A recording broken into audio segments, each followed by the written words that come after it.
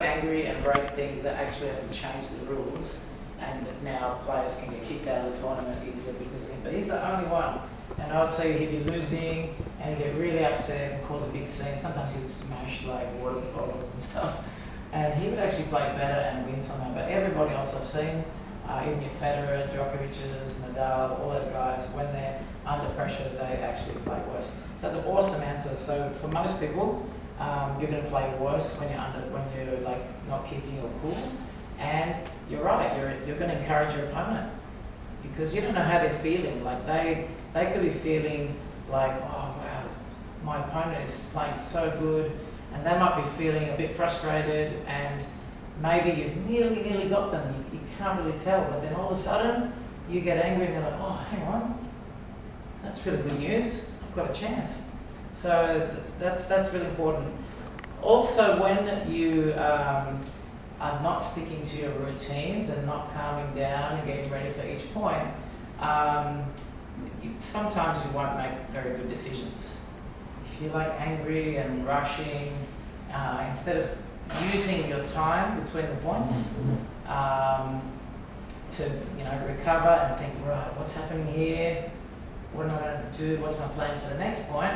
If you're just walking around and you spend your time between points going, oh, I'm playing so bad today, oh, I can't believe I missed that serve and stuff like that, you're wasting really important time. You only usually got something like 20 seconds between your points, okay? And so that means you've wasted your 20 seconds where you could have looked for a solution, but you're just thinking about your problems you're having, okay? So you might come up and rush, and then you're angry and you double fault. A lot of times when players don't take their time and go through their routine and rush, what will happen quite often is that you'll double fault on the next one, or you'll get angry and whack the next ball out. So hands up if you think it's fair if I make one mistake that it costs me 4 points, or I miss one shot and I give the other person 4 games. Anyone ever seen that happen, or anyone ever done that? I've done it. You've done that before? And then like you're down like 4-1 or something, and you calm down and start coming back. So one mistake should cost you how many points? 1. Okay, that's fair, one mistake. But a lot of players will give at least 2 points for one easy mistake. So imagine the advantage you guys can have if you can work on making your game strong, okay?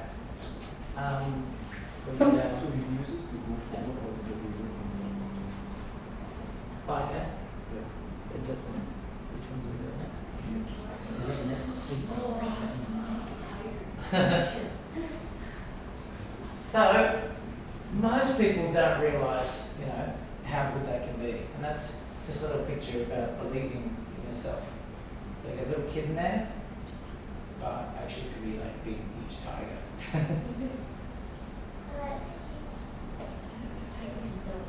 Alright. What? Does that make sense? What does it mean, guys? It means that it's water in and then you put it in the water around them. What's that got to do with tennis? Yes?